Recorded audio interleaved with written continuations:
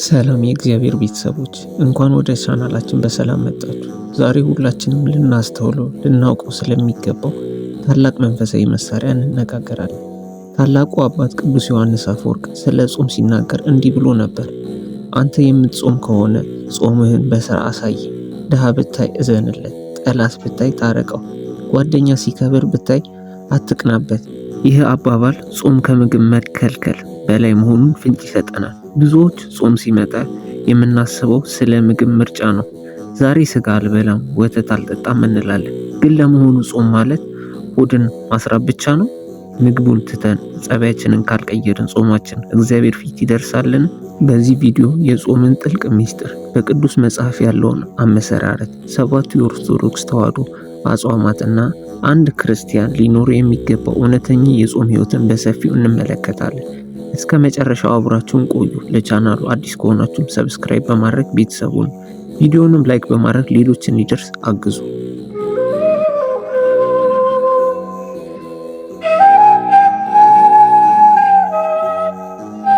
ለመሆኑ ጾም በቤተ ክርስቲያን ትርጓሜ ምንድን ነው? ጾም ማለት መከልከል፣ መቆጠብ ወይም መታቀም ማለት ነው። በሥርዓተ አምልኮ ደግሞ አንድ አማኝ ለተወሰነ ሰዓት ከማንኛውም ምግብና መጠጥ ተከልክሎ መቆየቱ፣ ያ የተወሰነ ሰዓት ሲያበቃ ደግሞ ከእንስሳት ተዋጽኦ እንደ ስጋ፣ ቅቤ፣ ወተት፣ እንቁላል ተከልክሎ የእጽዋት ምግቦችን ብቻ በቅደም ተከተልና በልክ መመገብ ነው። ነገር ግን ጾም በስጋዊ ስርዓት ብቻ አይደለም። ጾም የነፍስና የስጋ ውጊያ ነው። ሰውነታችን ሁልጊዜ ወደ ምቾት፣ ወደ ተደላደለ ህይወት፣ ወደ ስጋዊ ፈቃድ ያደላል። ጾም ደግሞ ያንን የስጋ ፈቃድ አይሆንም ብለን የምንታገልበት፣ ስጋን ለነፍስ የምናስገዛበት መንፈሳዊ ልምምድ ነው።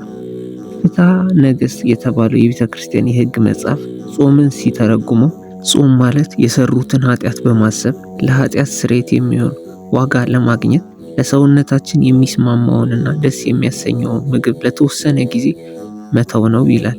ስለዚህ ስንጾም ሆዳችንን ብቻ ሳይሆን ስጋዊ ፍላጎታችንን በሙሉ ነው የምናስረሳው። የጾም ታሪክ የሰው ልጅ ታሪክ ከመጀመሩ ጋር የተያያዘ ነው። ጾም በሰው ልጅ ላይ የታዘዘ የመጀመሪያው መለኮታዊ ህግ ናት። እግዚአብሔር አዳምና ሔዋንን በገነት ካኖራቸው በኋላ በገነት ካለው ዛፍ ሁሉ ብላ፣ ነገር ግን መልካምና ክፉን ከሚያስታውቀው ዛፍ አትብላ አላቸው። ይህች አትብላ የምትባል ትእዛዝ የመጀመሪያው የጾም አዋጅ ነበረች። አዳምና ሔዋን የሳቱት ይህን የጾም ትእዛዝ በማፍረሳቸው ነበር። በብሉይ ኪዳን ታሪክ ውስጥ ታላላቅ የእግዚአብሔር ሰዎች ታላቅ ነገር ከማድረጋቸው በፊት ይጾሙ ነበር። ነቢዩ ሙሴ የእግዚአብሔርን ህግ 10ቱ ትእዛዛትን ከመቀበሉ በፊት 40 ቀንና 40 ሌሊት ጾሟል። የነነዌ ሰዎች በጥፋት አዋጅ በተደናገጡ ጊዜ ከንጉሥ እስከ እንስሳ ድረስ በማልቀስ በመጾም የእግዚአብሔርን ምሕረት አግኝቷል። ነቢዩ ኤልያስ ወደ እግዚአብሔር ተራራ ከመሄዱ በፊት 40 ቀን ጾሟል። በሐዲስ ኪዳን ደግሞ የጾም መስራችና አርያ ራሱ ጌታችን መድኃኒታችን ኢየሱስ ክርስቶስ ነው። ጌታችን ምንም ኃጢአት የሌለበት ቅዱስ ሲሆን ለእኛ አርያ ሊሆንና ዲያብሎስን እንዴት ማሸነፍ እንደምንችል ሊያሳየን በገዳመ ቆሮንቶስ 40 ቀንና 40 ሌሊት ጾሟል። ቅዱሳን ሐዋርያት አገልግሎታቸውን ከመጀመራቸውና አገልጋዮችን ከመሾማቸው በፊት ይጾሙና ይጸልዩ ነበር። በኢትዮጵያ ኦርቶዶክስ ተዋሕዶ ቤተክርስቲያን ስርዓት መሰረት እያንዳንዱ ክርስቲያን በዓመት ውስጥ በግዴታ ሊጾማቸው የሚገቡ 7 የአዋጅ አጽዋማት አሉ። እነርሱም የአብይ ጾም፣ ጾመ ሐዋርያ፣ ጾመ ፍልሰታ፣ ጾመ ነቢያት፣ ጾመ ድህነት፣ ጾመ ገሃድ፣ ጾመ ነነዌ ናቸው። አብይ ጾም ማለት ጌታችን የጾመውን መሰረት በማድረግ የምንጾመው 55 ቀናትን የሚፈጅ ታላቅ ጾም ነው። ጾመ ሐዋርያት ማለት የዘኔ ጾም የምንለው ሲሆን ቅዱሳን ሐዋርያት መንፈስ ቅዱስን ከተቀበሉ በኋላ አገልግሎታቸውን ከመጀመራቸው በፊት የጾሙት ጾም ነው። ጾመ ፍልሰታ የምንለው እመቤታችን ቅድስት ድንግል ማርያም ያረገችበትን ምስጢር ለማየት ሐዋርያት የጾሙት ከነሐሴ 1 እስከ ነሐሴ 16 የሚጾም የፍቅር ጾም ነው። ጾመ ነቢያት ወይም የገና ጾም የምንለው የክርስቶስን ልደት በመጠበቅ ነቢያት የተነበዩትን ትንቢት እንዲፈጸም የጾሙት 44 ቀናት የሚጾም ጾም ነው።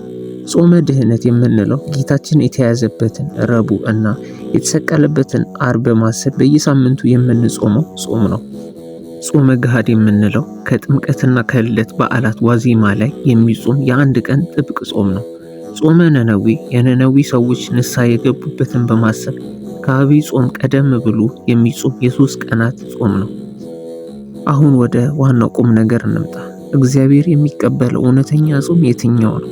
እውነተኛ ጾም ከአፍ መከልከል ብቻ ሳይሆን ከክፉ ነገር መከልከል ጭምር ነው። ታላቁ የቤተ ክርስቲያን ሊቅ ቅዱስ ያሬድ በጾመ ድጓ መጽሐፉ እንዲህ ይላል። ጾምስ ዓይንን ክፉ ከመመልከት፣ አንደበትን ክፉ ከመናገር፣ እጅም ደግሞ ከማፍሰስ ከስርቆት መከልከል ነው። ግብዝነት የሌለባት እውነተኛ ጾም ይቺ ናት። ስለዚህ ስንጾም አንደበታችን ይጹም፣ ሰውን ከማማት፣ ከመሳደብ፣ ውሸት ከመናገር፣ ከመከራከር እንቆጠብ። ዓይናችንም ይጹም፣ ክፉና ኃጢአት የሞላባትን ምስል፣ ቪዲዮ ወይም የሰውን ሕይወት በቅናት ከመመልከት እንከልከል። ልባችንም ይጹም፣ በሰዎች ላይ ቂም፣ በቀል፣ ጥላቻ ከመያዝ ራሳችንን እናንጻ። ጾም ፍሬ እንዲያፈራ ከጸሎትና ከምጽዋት ከቸርነት ጋር መያያዝ አለበት። የጾም ገንዘብ ለችግረኞች ሊሰጥ ይገባል። እኛ ምግቡን ስንሰጥ የተረፈንን ምግብ ለሌሎች ሰዎች በመስጠት ጾማችንን በምጽዋት ልናስውበው ይገባል። ክቡራትና ክቡራን፣ ጾም ማለት ስጋችንን አድክመን ነፍሳችን የምናለመልምበት፣ ፈቃደ ስጋችንን ሰብረን ወደ አምላካችን የምንቀርብበት ታላቅ የቅድስና መንገድ ነው። ፈጣሪ ሁላችንን እውነተኛውንና እርሱን የሚወደውን ጾም የምንጾምበትን ማስተዋል ኃይል ይስጠን። የዛሬውን ትምህርት ይህንን ይመስል ነበር። በትምህርቱ ላይ ያላችሁን ሐሳብ፣ ጥያቄ ወይም አስተያየት ካላችሁ ባለው ኮሜንት መስጫ ላይ ጻፉልኝ። ይህ ቪዲዮ ለሌሎች ወንድሞችና እህቶች ጥቅም ይሰጣል ብላችሁ ካመናችሁበት ሼር ማድረጋችሁን አትርሱ። በሚቀጥለው ቪዲዮ በሌላ መንፈሳዊ አስተማሪ ርዕስ እስከምንገናኝ የእግዚአብሔር ሰላም፣ ፍቅር፣ የእመቤታችን ጥበቃ ከሁላችን ጋር ይሁን። ወስብሐት ለእግዚአብሔር። ቻው።